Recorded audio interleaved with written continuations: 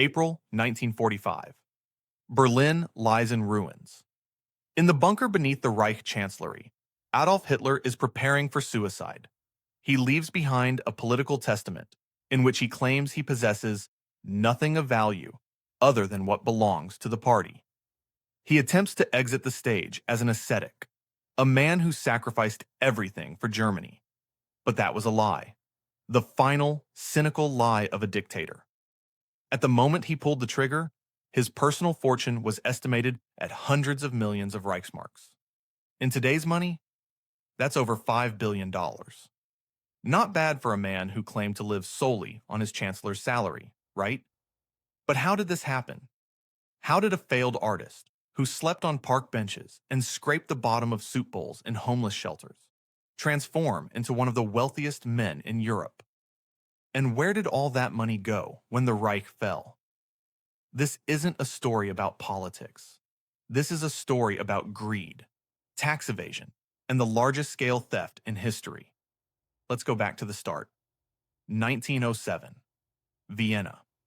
Young Adolf Hitler is convinced he is a genius. He applies to the Academy of Fine Arts. The committee's response is brief and brutal. Drawings unsatisfactory. Rejected. He tries again. Rejected again. His dreams are shattered, and his money is running out. He survives on an orphan's pension of 25 kronen, which barely covers food in the expensive imperial capital. Soon, he sinks to the social bottom. Let's picture his life in those years. This isn't the romantic poverty of a struggling artist. This is filth, cold, and humiliation. He sleeps in homeless shelters, Männerheim. These are vast halls reeking of sweat, cheap tobacco, and hopelessness. He shares a roof with alcoholics, petty thieves, and fellow failures. By day, he wanders the streets, trying to sell his watercolors, small postcards of Vienna landmarks. He shovels snow. He carries luggage at the train station for spare change. Often, he starves. It is here, in the lines for free soup, that his hatred is born. And it is here that his pathological fear of poverty takes root. Later, as a dictator, he would mythologize these years. He would tell workers, "I am one of you. I know what hunger feels like." But he was lying. He hated being one of you. His goal was never, ever to count pennies again. By 1913, he receives a small inheritance from his father and flees to Munich. But the real money wouldn't come from art. It would come from a book. Landsberg Prison. Hitler is sitting in a cell for the failed beer hall putsch. But instead of repenting, he sees a business opportunity. He dictates his book to Rudolf Hess, Mein Kampf, My Struggle. When the book was released in 1925, it was a flop. It was boring, poorly written, full of grammatical errors and incoherent rambling. Germans ignored it. Bookstores returned unsold copies. Hitler, it seemed, had failed again. But then came the Great Depression of 1929. The economy collapsed, and radical ideas suddenly became popular. Sales ticked upward. However, the real golden reign began in 1933, when Hitler came to power. And this is where Max Amann enters the game. Remember that name. A one-armed war veteran, rude, brutal, but a genius publisher. He ran the Nazi publishing house, Ayer Verlag. Amann and Hitler devised a scheme that any modern marketer would envy. Why wait for people to buy the book voluntarily when you can force them to buy it? As soon as Hitler became chancellor, Mein Kampf became mandatory. The state came up with a brilliant move. Every time a couple got married, the local registry office gave them a copy of Mein Kampf as a wedding gift from the state. Sounds nice? But the registry offices bought these books using government budget money. From whom? From Hitler's publisher. Essentially, Hitler was transferring money from the state treasury directly into his personal pocket, via every wedding in Germany.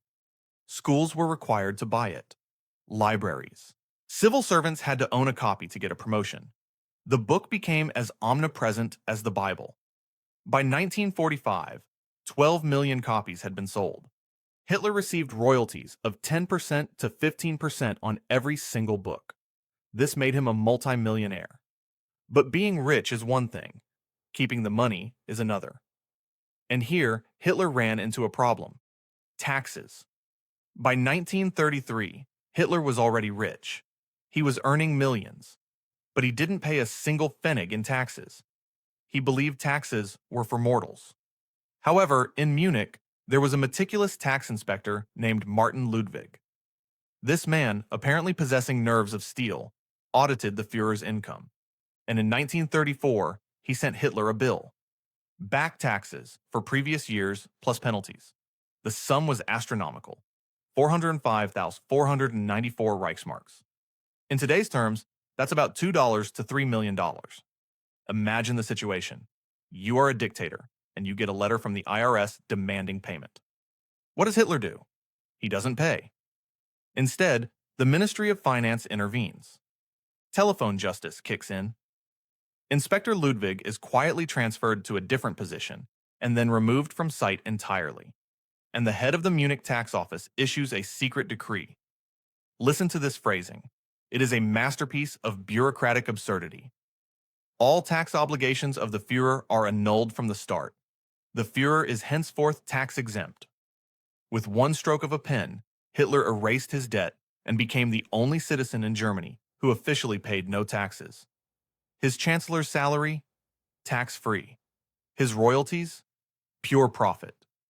While ordinary Germans were thrown in jail for tax evasion, while the people were called upon to make financial sacrifices for the war effort, Hitler effectively increased his wealth by 40%, the standard tax rate for high earners.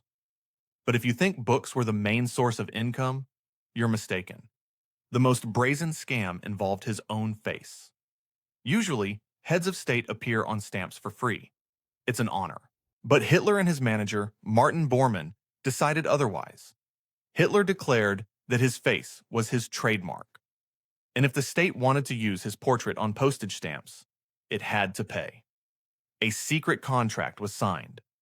The Imperial Post was required to pay a percentage of every sold stamp featuring Hitler directly to Hitler personally. Think about the scale.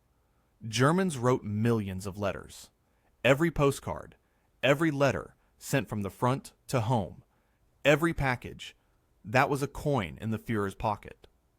Checks from the post office were handed to Bormann, who deposited them into secret accounts. The sums amounted to tens of millions of Reichsmarks a year. It was the privatization of a state symbol. Hitler liked to live large, but he didn't like spending his hard-earned book and stamp money on daily expenses.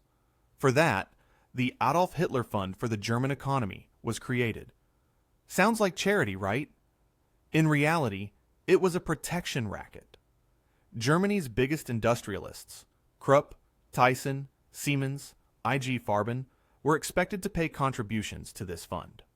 Officially, these were donations for national revival. Unofficially, if you wanted military contracts and didn't want the Gestapo knocking at your door, you paid.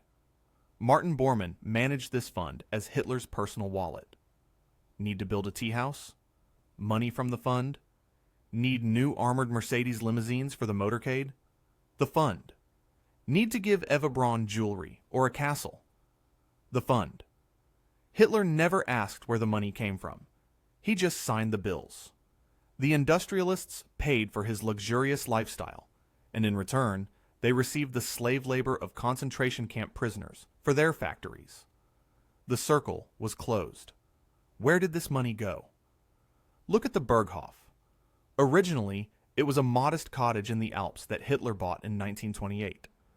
By the late 30s, it was a palace.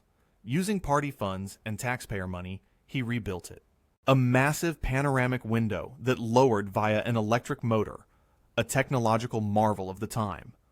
Luxurious halls lined with marble, a bowling alley, bunkers. The staff at the Berghof numbered in the hundreds. Chefs, maids, gardeners, SS guards. Every day, delicacies were delivered there from all over Europe, while Berliners lived on ration cards. For Hitler's 50th birthday, they gifted him the Eagle's Nest, a tea house on a mountain peak. It was accessed by an elevator tunneled through solid rock, lined with brass and gold. The construction cost was colossal, about 150 million euros in today's money. Hitler only visited a few times. He got dizzy from the height.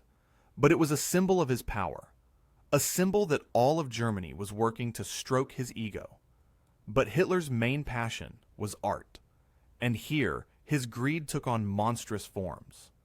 He dreamed of building the world's largest museum in his hometown of Linz, the Führer Museum. To fill it, his agents scoured Europe, but they didn't buy paintings at Sotheby's auctions. They looted. Special units confiscated collections from Jewish families. The Rothschilds, the Rosenbergs, and thousands of other collectors were robbed.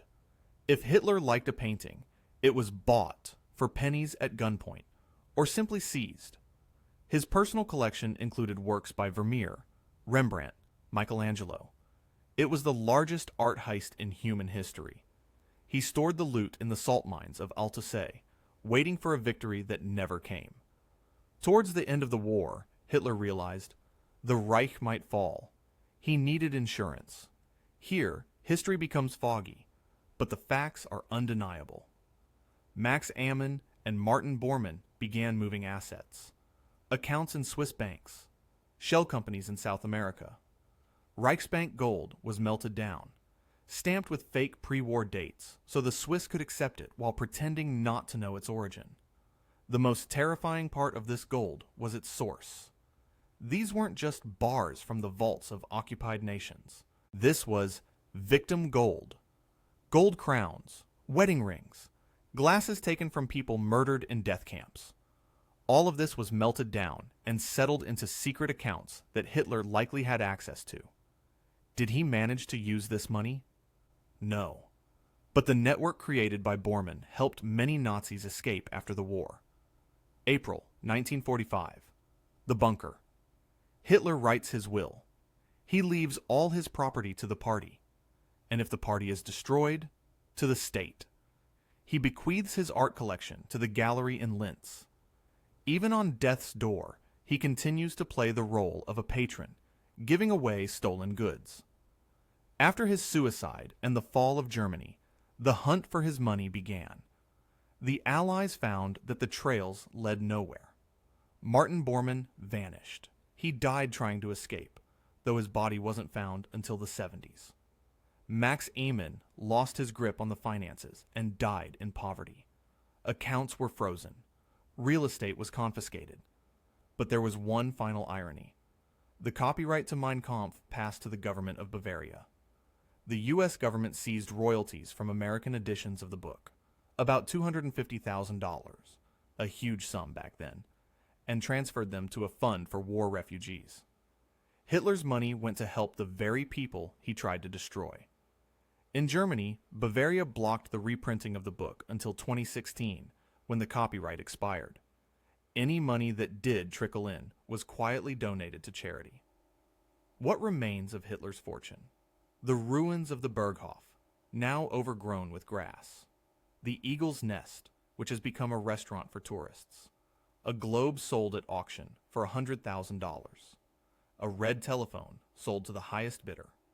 Millions of Reichsmarks turned to dust. The story of Hitler's wealth is a lesson. It is proof that absolute power always leads to absolute corruption. He came to power promising to destroy greedy capitalists, but he became the greediest of them all. He forced a country to work for war while he profited from stamps with his own face. He died trying to convince the world he had nothing. But the truth is, he stole more than just money from Germany. He stole its future. Thanks for watching until the end. If you were shocked by the scale of this corruption, hit that like button. See you in the next video.